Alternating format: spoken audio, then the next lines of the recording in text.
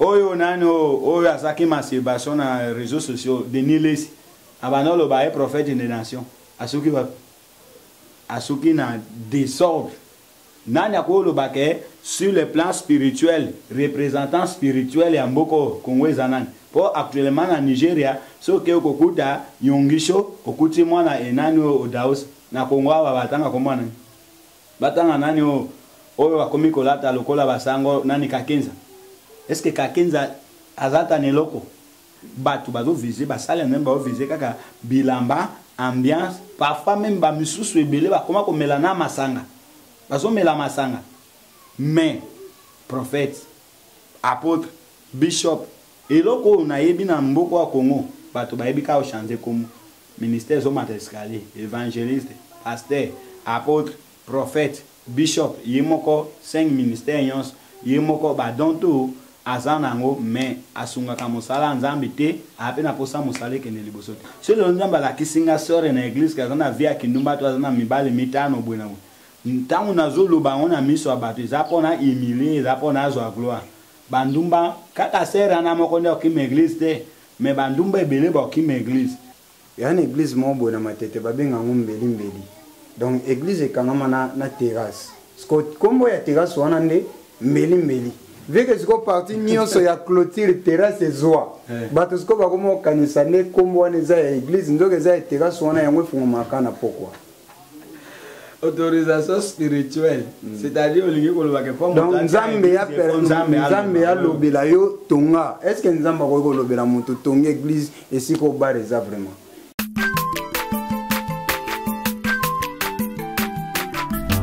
aza mwana moto te po akosangai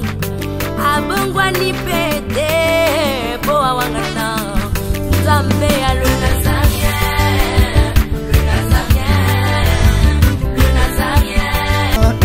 atako babakolaki mafuta na mosakoli lelo yayo bolingo ebateli le nazarien lipamboli oyo emonanaka te mpeni mama kante lobi kolapie mapapu masopi mafuta tokokisitana elongo na nzambe oyo babenga na makomi Jésus Masolo ya Mboka. Après 3 ans d'existence, les Nazariens TV, autrement dit LN TV Bilengia Bonzambe Bisike Fanda Kaka, vous propose encore une fois na Bilengia Leloyo Masolo ya Mboka. Dans l'ensemble Bokolanda Yango mingi, pas avec moi, mais avec votre frère. Humble serviteur en abino, Justin Kwangin, l'image en profil.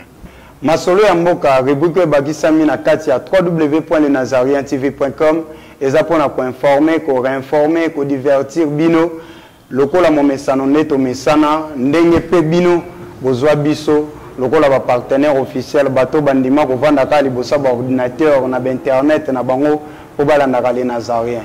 Rubrique oyo eye, pour na kopesa ba information à sport, kolobela musique, kolobela théâtre, kolobela cinéma, kolobela culture et art, social, peignon so et mémarane éducation. Lenazarientv.com.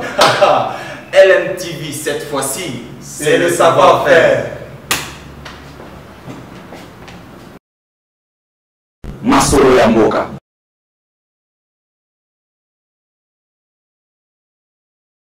Très chers internautes de la www.lenazarien télévision, je dis bonjour et bonsoir. J'ai le réel plaisir de vous présenter cette émission Masolo ya Mboka, autrement dit les Nazariens, chaîne aux invités, Salissa, Sikoleka, fibre optique et Lelo. Tous en essayant de représenter Bino Masolo ya Mboka, émission Autolobela Gebele, sauf rien, musique, sport, politique, et pourquoi pas la prochaine fois Autolobela Bino Masolo, les Nazariens réservés pour Nabino. Aujourd'hui, j'ai reçu pour vous un homme dédié, lui, c'est le prophète Bruno Boaz, et c'est donc avec lui que nous allons essayer, Yaro Solo là, et belé, sauf rien, Masolo, Yambo Kandeka Tomesana, mais rapidement, tous en pose dans la régie. Moi, les mamans qui m'ont puis tous en apôtres sur la Masolo Mboka de l'eau.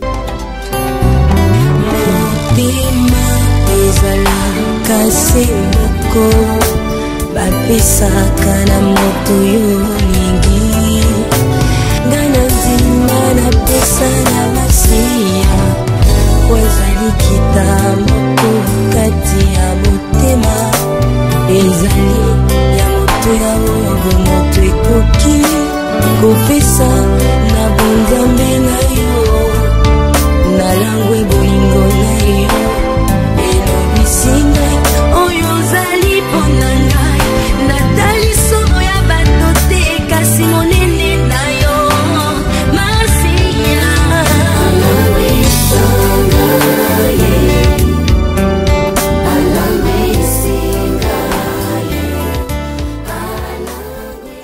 Je sais que ces belles musiques a fait plaisir à l'humble servant de l'Éternel, député à Parlement Céleste, Maman Tiffany Mokwa. Bon voyage ici Kozali, Bissopéa, donc voilà. Et belé à bateau, Batunenga, Maman Tiffany Mokwa, Zana voyage. Mais Kalamingité, Bourmonaï, Nakin Awa. Nenga Utsoloba. J'ai reçu pour vous un homme dédié lui, c'est le prophète Bruno Boaz à qui j'ai dit bonjour prophète. Bonjour mon bien-aimé et bonjour na auditeur surtout ya les Nazaréens. Et c'est moi Yambayo, les sous na masola mboka prophète Bruno Boaz. Bonne santé à l'église. Ah, ndingo lobi esengo eza malamu nakanisi santé na ngekomi bien. Santé église peut très bien, mais santé à Congo eza na malamu te, Congo eza toujours malade, toujours lutter pour Congo peut comme bien. Na église corps du Christ. Rapidement to sola makambo ya Monsieur Kanyama ndenge interpellé qui ba responsable de l'église pour na moi ma solo au to sola tout à l'heure là mais rapidement parenthèse na fond la prophète Bruno Boaz. To éviter le rôle na yambi pe yo molobeli ya Nzambe boye. Prophète Nzambe.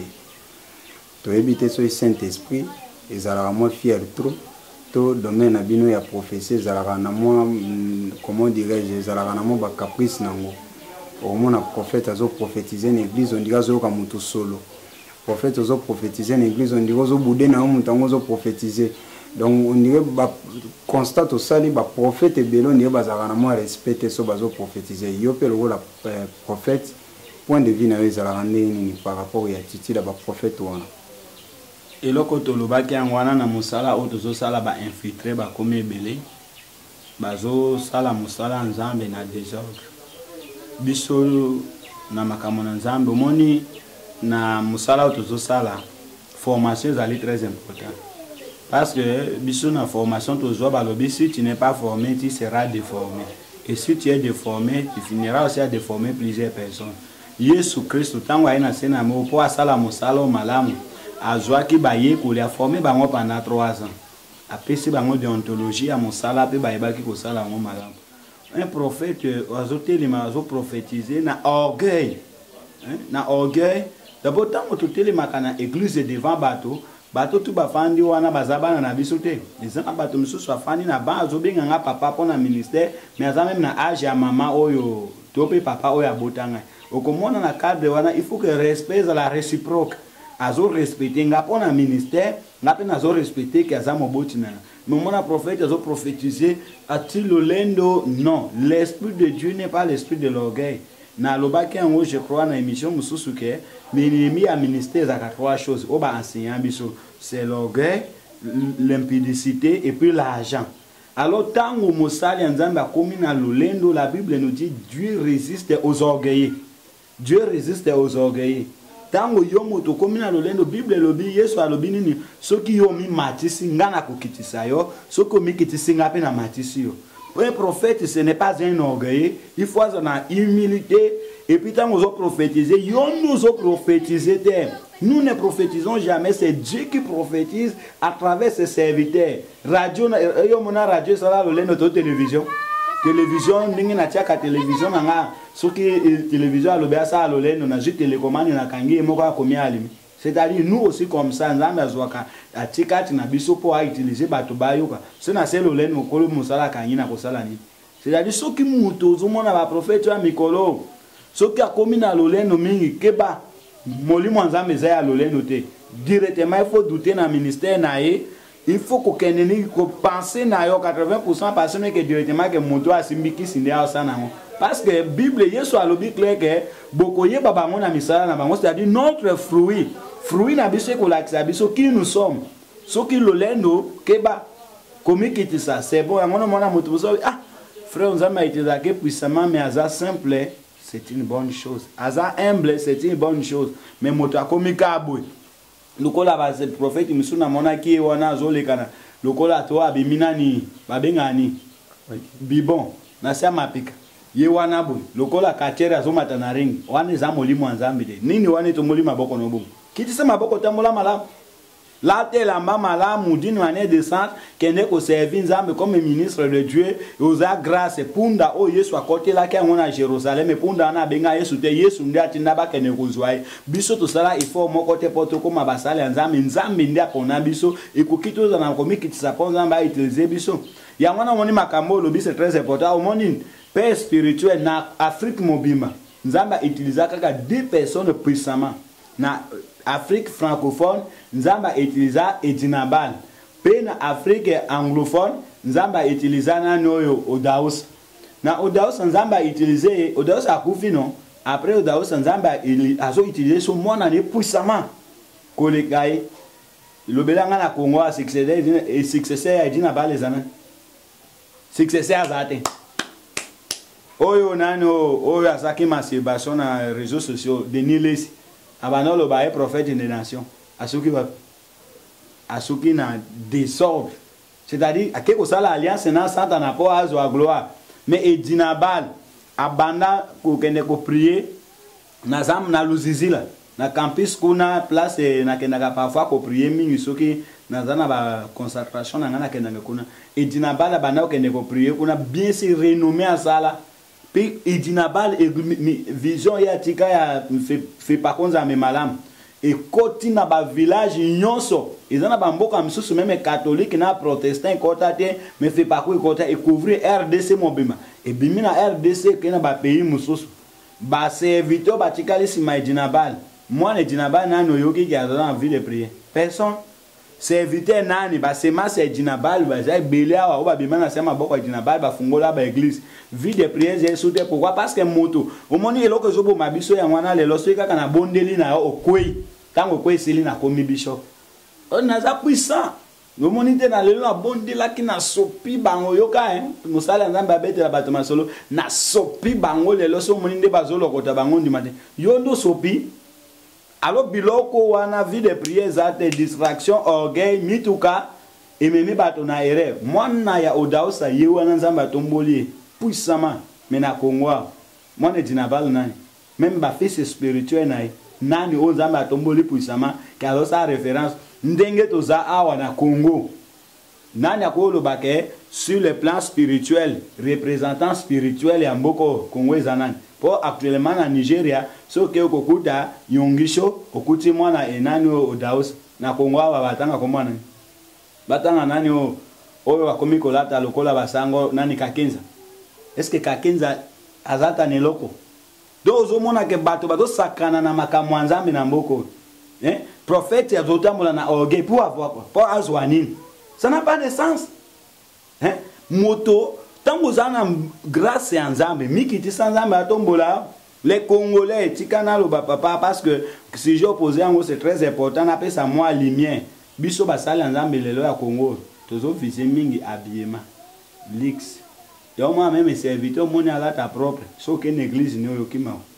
église de salité sonorisation ezate mais azana pour ça tamo na mutu kalixe achanda kabilamba tous les jours église de salité ala ta capé propreté mama Tiffany ayebi batebeli na les Nazaréens ba yebi tango ngana utaka même so d'aller première mission na ngana uta Cameroun na yaka nazalaka santé bien koleka ndenge nazale lo sona komi beza et faire sacrifice à la vie de prière peut que se donner pour mon salaire na longa Cameroun kokoma na Kinshasa dans ma poche j'avais plus de 13 000 $. Na ina komi awa na louer le pango wana na tina église na mbongo o na utana na Cameroun na louer le pango na construire église wana nde ozomona na construire nyonso na tiba rideau na sombi ba chaise na sombi sono nyonso nde na bandi église pe na église on a jusqu'à lelonga na zaka premier paterne. J'attends pas les offrandes et les dîmes de l'église mais ngai ce besoin zali so na zana mbongo na sala kango mais nzambe azopambola ngai bato misusu kutu bandi makate ke ngandi représentant légal ya vision wana mais so commune ya Cameroun au monde église na ngai ils en forme bato kutu bakama wa église no munene utiki kuna lo fana na Congo pona nini parce que nzambe apesi nga mission ya ko-implanter, j'obéis à ce que Dieu a dit. Na Cameroun, église ezali, na Centrafrique, église ezali, awa pe na implanter, yangwane fani, awa déjà kutu na tomboli pasteur responsable na tie wana, nazo observer ndenge osala soki sele vision ezali fona ke na Angola ko-implanter. Mais ba prophète oyo na yo kokuta na Congo awa, yango moni makambo ya Congo na kolobela ngo na otika te. Puis musika mona nzambe na olobela ngo otika te parce que défaut eza makasi photo zongi sabonzambe pe molongo na kati na mboka oyo batu bazo viser ba sale même ba viser kaka bilamba ambiance parfois même ba misusu ebele ba koma komela na masanga bazo mela masanga mais prophète apôtre bishop eloko na yebi na mboko wa Congo batu ba yebi ka o changer comme ministère zo matescalier évangéliste pasteur apôtre prophète, bishop, yemoko 5 ministères yons, yemoko ba donto azanango mais asunga ka mosala nzambe te apena posa mosala ke ne liboso te. Kaka na kata parenthèse au prophète Bruno Boaz, point de vue na yo to réaction na yo le romona baninga na ba prophète. A prophétiser bon na évité na lo ba prophétiser mabe to il fallait prophétiser kaka bongo. C'est nazomona yo ozana mibale belé minima jindumba boena boye. Apesi prophétie mon pas moto esali moto soni lobi akimi église ba prophétie wana ya soni we kimi sabato be église trop eza tellement ebelé mais yo pe le rôle la prophète point de vue na ezara nini par rapport à makambo wana nyonso iloko na lobaki ya maturité pe formation wana molimo ya nzambe beti ya bato libakute lelo nazo ato exemple mama Miriam azoluka téléphone na ye nzambe yebisinga ke yondo yibiango soki na la sagesse parce que tant au Saint-Esprit à lobby mais monto au Saint-Esprit à lobby il faut dans la sagesse pour avoir encadrer na ko même ko yebisa mama Miriam te menena isona bi frère Justin nzamba la kisinga ke yo nous zo ki téléphone ya mama Miriam opesa to zongi selai tango yo zongi opesingai na ko yebisa mama Miriam ke mama téléphone nzamba la kisinga place que zalaki yango pour na ko protéger on a perdre kondimanote pour na beti pe libakute l'essentiel za la ki téléphone yazo so le nzamba la kisinga sore na église ka na via kinumba to na mibale mitano bwena ntango nazo loba ona miso abatu za pona humilier za pona zo gloire bandumba kaka sera na moko ndio ki église te mais bandumba ebele ba ki église alors tango bandumba ebele ba ki église po na ko dévoiler bango liloba na nzambe kanyenga tope prière to sala kawana ekokanga pourquoi parce que tango biso to bonde la kan intercession lo bakanzambe tinda bandumba babongo la mitema tinda bandoki babongo la mitema tinda bata misala mababongo la mitema ezali malamu te keto luka ko perdre ndumba o akoti déjà kati na église bongo to kende ko luka ndumba libanda mais c'est mieux to luka ko bongola ndumba o azana kati église oleto kimisae to luka neto bongola e po aye banzambe oleto kimisae. Donc ce qui te sale la ngobo eza malamu mais ce prophétie comme ko beti sa moto lubaku eza prophétie malamu te eza ya nzambe te ou encore prophète wana kanaki okala po ba prophétie monsieur comme na mboko frère Justin moto akanaki okala to ayoki masolo na kombo na yo alobi lelo so na matia kondima nzambe te yende azondimisa nda ke na ye prophétie na ye. Très cher internaute de la 3W. Na lingina si ma exemple moko mon frère excusez na Bumba na église moko ya GCS Jésus le seul sauveur nani prophétie bana moko bazo prophétiser mama moko ayini wana lusambo zakawana kala prophète moko babengi alte azutambola kana bana ne ba prophétiser kaningi koma na église ya Kinshasa après batemisi ba prophète ba prophétiser bana wana ba prophétiser mama wana munene tala mama munene lokola likambo lakini liboso wana mwana wana kaka na nzoto ya mama bato mama zamba zolo belangai santé ozana ngo eza malamu te mobali nayo azana misala mabe aitiza kona butu pona bakisi ne ambongo yango wana santé no ekomibwe kutu lobi mobali nayo akenda kirinyu moko bayebisi eke il faut abeli soka assez de saint. Mama wana bazope se prophétie mobali ne akufisa alikaka 6 mois azana douleur ya liwa mobali ni mama wana atuni net na filme azipap mwana wana azo prophétiser gifle na ngambo aliso pi mwana na kuiko na nzambe akimi prophétie katani nzambe akimi mbata mama wala professeur katani mama wala mwana komi kokanga nakuvie nzambe alela ngai nzambe aleli mpo babeti nzambe mbata. Il a dit tout à forger contre vous sera ni le sens de faire. Si je prophétise, c'est Dieu qui prophétise à moi à ce temps-là. C'est là qu'il a la capacité au kangalobok. Et puis nzambe azange koyeba ke mama wana kufeli mobali. Mama wana yambisa mwana wana gifle kwena se alinga bakisa mosusu. Centaine azaki nango ba moni ke suite lobito pekisi kokate babanene ko supplé pardon maman ko beta ite so beti akokufa. Nde ba ekotika. C'est du désordre. Très chers internautes de la www.lenazarien télévision, Masolo Yamboka lit contre les antivaleurs. Yomuto le bagangana ningaratena mona baose moke na basala nzambe. Na habité soye baga contexte ya Masolo Yamboka. Donc allez-y comprendre, j'ai reçu pour vous un homme de Dieu, il est prophète Bruno Boaz Ndazo pesa avec l'éclaircissement. Prophète Bruno Boaz, kaka na moi parenthèse au poto kanga yango. Jésus-Christ na Bible a lobi bosala na mokili mobimba ba disciple nanga. Mais tu constates une église on dit bokomi ko repousser bato ebele. O bata religion ki ngani bakokota lola te bata religion ki ngani bakokota lola te bozo so tamingi mingi ya ko dénoncer ba fausseté ya baninga olebo lukandeni boko ko regagner to ko gagner bango ba ya église ba comme ba disciple nzambe prophète. Bon, question à poser c'est très important. Au moment où tant tous autres à évangile. Vrai évangile, c'est pour construire, mais ce n'est pas pour détruire. Vrai évangile, c'est pour construire, ce n'est pas pour détruire. Le problème est qu'ils ont un évangile, tous autres à Mikolo, et que c'est un évangile, Simon Pierre est battu. Nathan, Simon Pierre est télévision, la radio, maté, nos bêtes, de bouche à l'oreille. Je ne crois même pas que le micro est là. Alors, ils ont très facile. Mais dans ma maté, tous autres à Mikolo, moto na moto tanga azomata na radio to télévision azomata ko défendre doctrine oyaye pasteur moko ta ko mata dénoncer que je suis dans les faux sikota moto moko ko mata dénoncer que je suis dans les faux exactement moto na moto azoluka ko convaincre bato que il est dans les véritables. Alors tango yo azoluka que il est dans les véritables biso déjà tozana missionné ti ba sentinelle Yanzambi, puis nous avons convaincu que Mosalo no sala na zakat na sainte doctrine, il faut na lukasko ko arbitrer. Ko yebisa nzambe ke ko yebisa bana na nzambe ba que doctrine no eza malamu te. Parce que Yesu alobi, il faut to lo ba ko servir témoignage. Tango moto ayoki ke église na zana kati za doctrine a bien te. A changer te, eza problème ni na nzambe, mais il faut to lo bango. Le quoi ndenge to exemple ndenge na mama wana leka ki alobi makama 666. Tant on a télémi na lobby, je ne suis pas d'accord na doctrine wana bato aneyo babimisi que 666 eza ensemble. Na loba ki ango vêtement na lobby bato baza sage. O baza na kati aneyo apostolique mon maba bima yango soki baza na besoin ya vie éternelle. Mais évangile o nazobo yango eza oyo bato bazo mata na plateau to pe na chair na église neti bazo bunda. Parce que ninge yo lobi ke moto azomata sur na chaîne ya télévision zo combattre OK kutu musika mais ezana ba église mususu ezakana kati église moko ba de pasteur ba yoka na kate tango azomata côté azo préparer maté ya te pona église mais azo préparer pona moninga na ye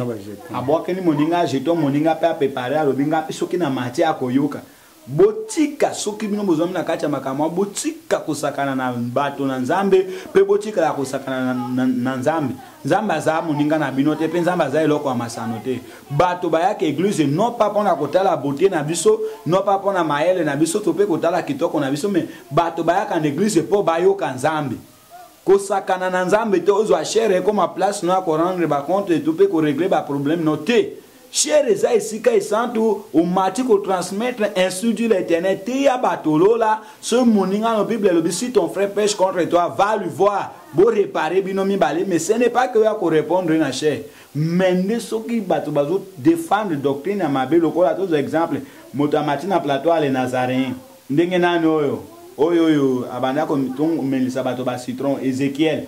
amata na plateau à défendre doctrine ngana yebi que doctrine wana eza mabe na kokite kolukaye na yebisaye il faut na mata d'abord na plateau na dématir yango po na sauver milimo ya bato bayokaki après siko no moni na invité na buki eloko ya lobaki na ti doctrine ya malamu na yebisi ke soki azana capacité ya convaincre ngai na doctrine wana aya tokutana na plateau parce que lokole bandaki na plateau il faut aussi les na plateau tango akimaki to conclure nini aza conscient que loko bandaki koloba eza bien te abendani donc tango moto aleki na plateau to kolandeli na plateau moto ate na église na ye wazokama wana kolande kuna te mena koluka to sololi dans l'amiable mais na plateau to yebi nombre ba auditeur ba yoka te to koki ko reprocher awa a changer mais bato ba yoga ki tike na mitu na bango ba kozanga lola donc défaut to moni na plateau to combattre na plateau mais oyo eza na église locale ya mutu to kolukane kote ya ye moko ke no réparer ce ka réparer te makila bato eza na mutu na ye to kobondi la nzambe abimisa bato na manière mais oyo l'équipe olele il faut to combattre yango polele au moni procédure ya mosala ndenge tozosala mais biso to retenir nini comme résumé na ndenge bokomi kozwa ta mingi ya bonatanga kombo quand même bataki mbangiste bakokota lola te batu ya enkankar bakokota lola te batu ya kingani bakokota lola te ole boluka bozwa tambo e baneni bokoyi koganye bango soki baza dans les faux. Bon, le problème est que il faut toyeba que problème ya lola eza kondimela yesu lokola nzambe kolo mokonzi pe mobikisi bato wana nyonso tangi kombo na ba auto tangi kombo te soki oyoki kaka na église osambelaka bazote yo ke yesu aza nzambe te aza nde to prophète lobaki bozaka ti afosité okota lola te alors moni ningo zolo bato zwa temps ya okende ko gagner bango moni pourquoi tolekaka na chaîne ale Nazaréen na chaîne ale Nazaréen tolekaka po ezo permettre biso to te ya ba millions centaines de personnes na moi minute muke mati anu yokani pe moto akozongela ngo même 1000 fois soki asepeli na mati ya wana yango moni to te ya kana chaîne tango to zote ya na chaîne côté ya chaîne ikesena côté ya na église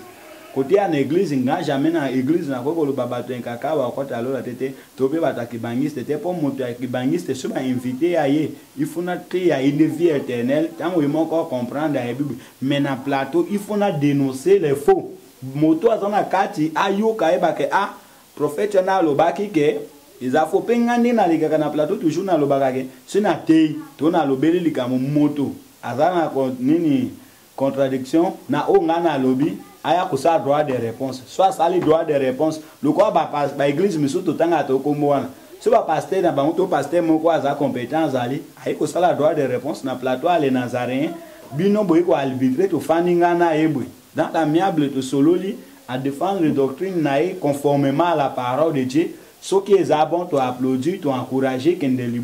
parce que la Bible nous dit Jésus revient bientôt. On a besoin de millions de Congolais, surtout Congolais. Congolais a souffert mingi na monde yo bénéfice moko ezate Congolais azoli ya malamu te azola ta malamu te nazoyo kama mingi ke Congolais kende soli felo. C'est mieux de préparer ta Congolais ko ta lola ke akende soli felo.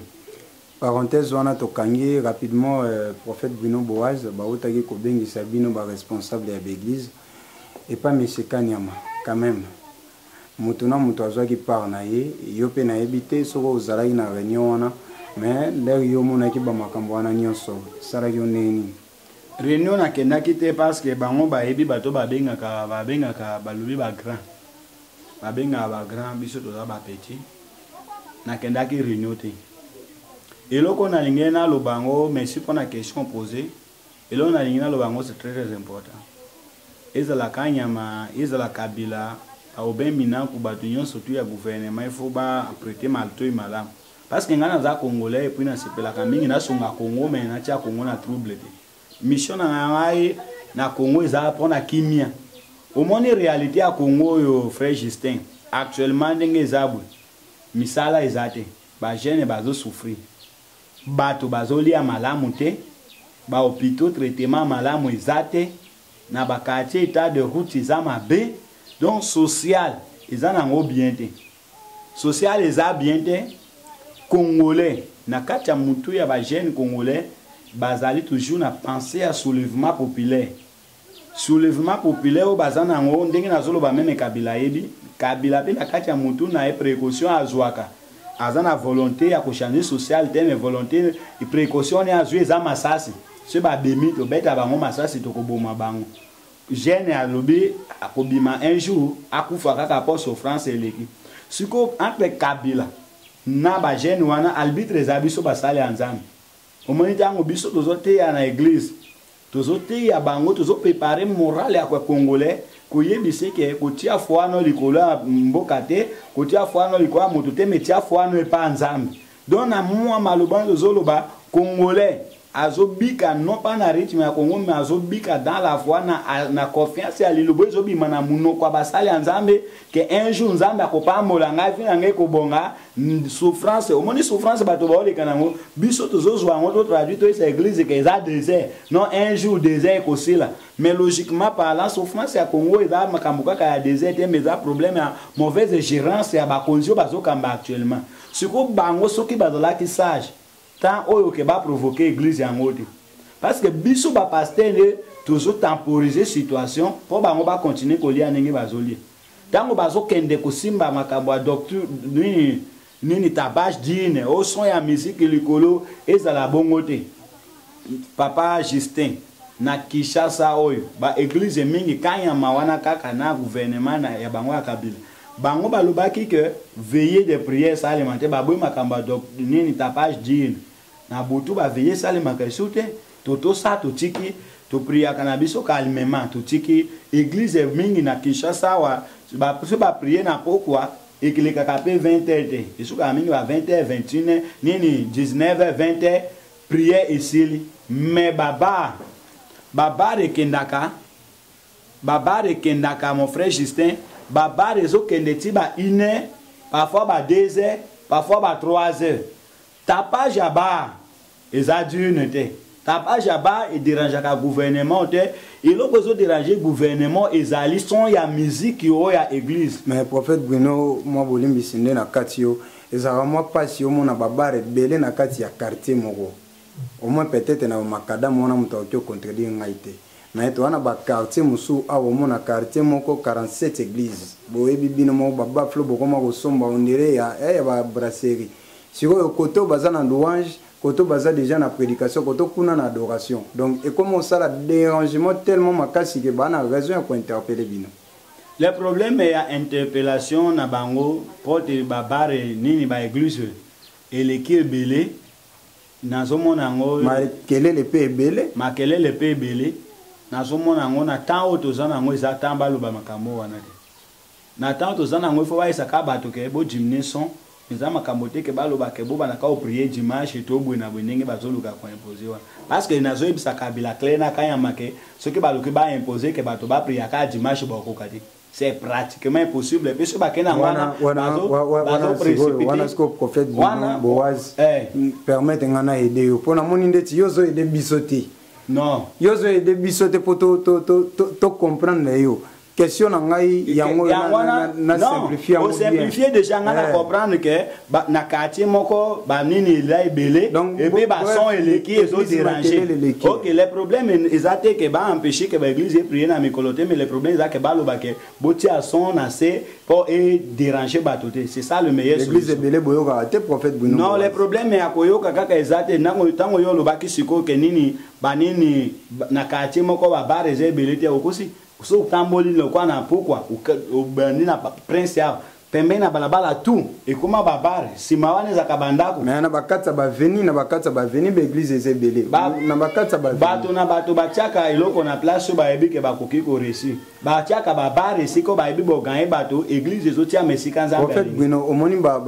prière ya intercession bo bande ko sala na kala un bon matinal bonnet na ba 6h ti maximum 9h bokati na bino ba prière wana batongo bando sana l'église wana kote ando senga nango penate ke d'office bat ba yebele na nte so ba prière wana ezagini mais bref intercession mais ba prière wana lelo komi accompagner na sonorisation et komi ko déranger na tongo donc bana balamungi dana tongo ba sokola ka ba kende classe makelele église e bandi déjà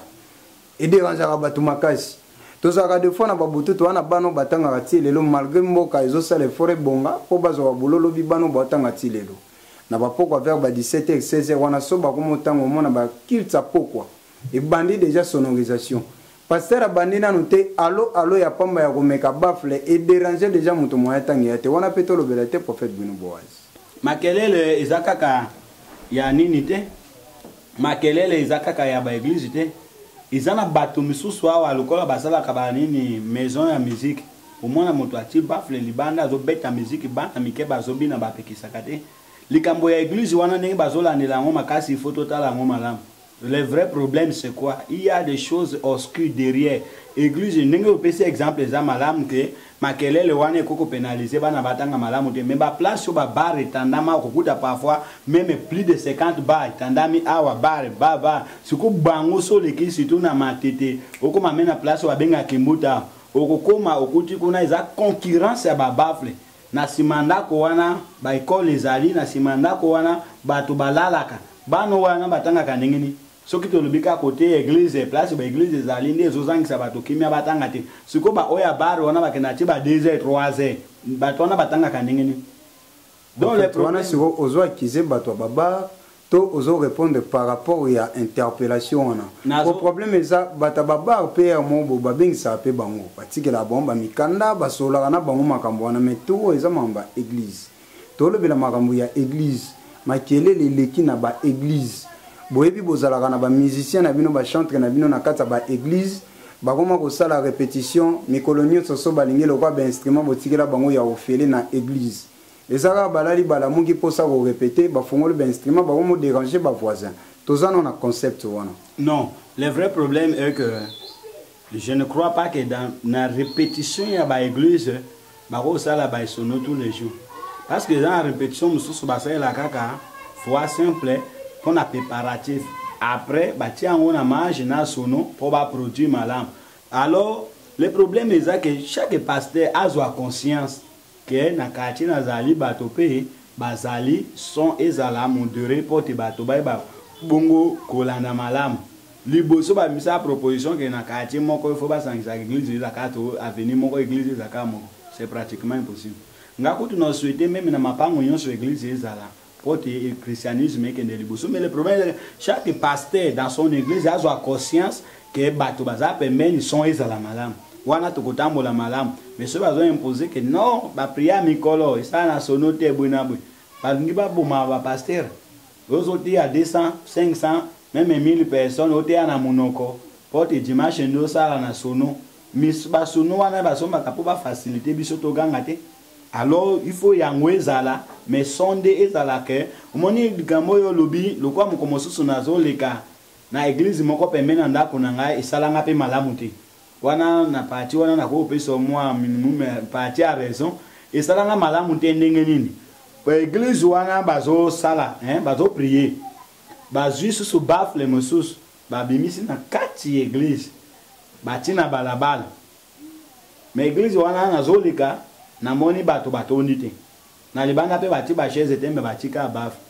wana bazo indisposé bato pour rien mais tant que tu as conscience que son engai est la modéré encadré pour isunga kaka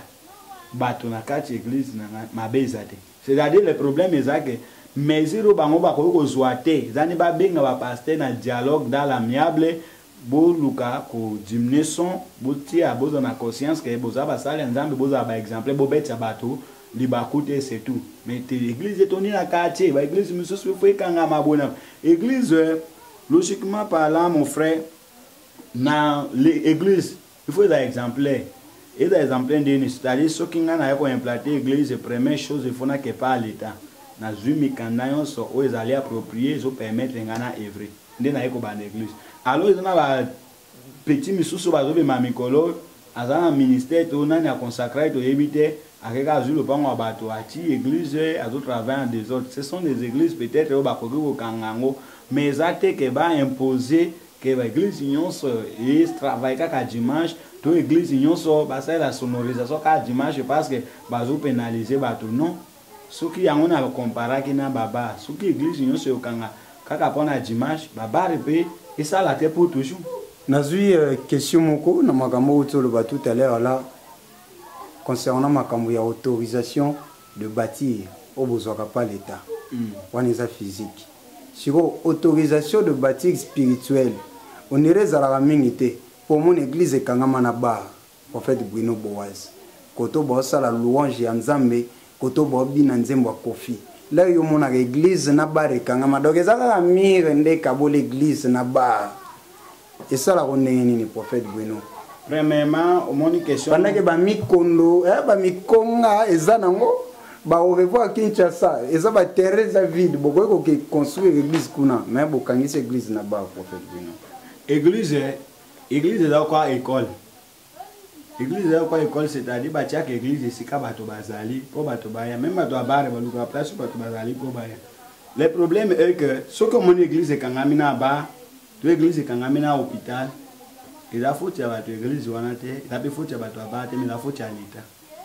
Pourquoi? Parce qu'il a foutu à l'État et puis précisément service à déco. Pour que vous charger à Makamboa. Dans une construction à l'église, avant de construire l'église, il faut qu'il y ait un service à déco. Vous pouvez inspecteur. Tu peux inspecteur examiner milliers. Quand on a examiné milliers, on a essayé à Monique et Zamalam. On a appelé ce certificat, on a commis avis favorable. On a appelé ça avis favorable, nous à l'église. On a loi, ils ont interdit l'église de Kokangamana Barete, l'église de Kokangamana Moningane, l'église de l'église de Kokangamana école de l'église de Kokangamana hôpital de.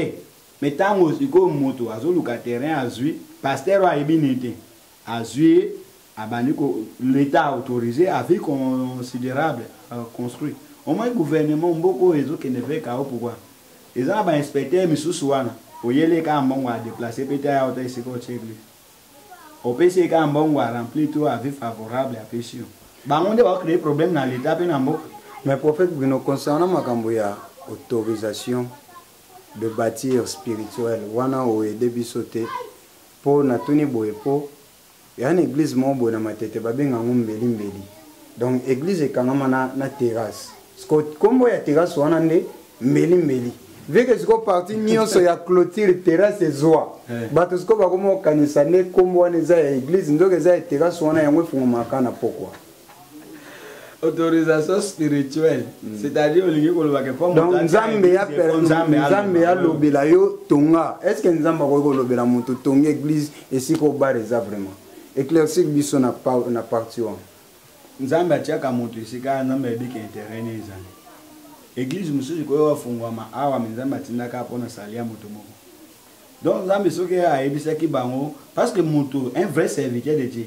avant esa eloko nyonso fois tout na vie Nzambe. Seigneur, je vais faire ceci yo lobini. Nzambe ayebisi tonga. Au moins ko wana yo lobi mbeli wana kumba église comme mbeli. Est-ce que pasteur wana tuna kanza Nzambe ayebisi ka tiana mbeli topé place ezalaka tende a monika mbeli vide akikotia wana alors mbeli a dominer église. Suko wana na tango wana bare na église ba sambelande bare musique likolo. Na, je me rappelle mon commencement na kumba église Mobimba. Toke matanga frère na biso moko akufa. Toke to komi to fani to linga sa programme. Frère ngokutu na suspendai. Intercesseur. Nani pembe na mwa musika bare moko ezaki wana batinze mwa nini ya bana wingi. Fait de l'amour. Na okipi na frère wana awaka son côté balwa yo l'amour we na okipi frère pani pembeni na kacha basali ya Nzambe.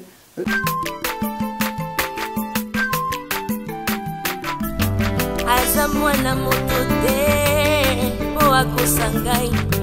abongwani pete po awangana Nzambe alona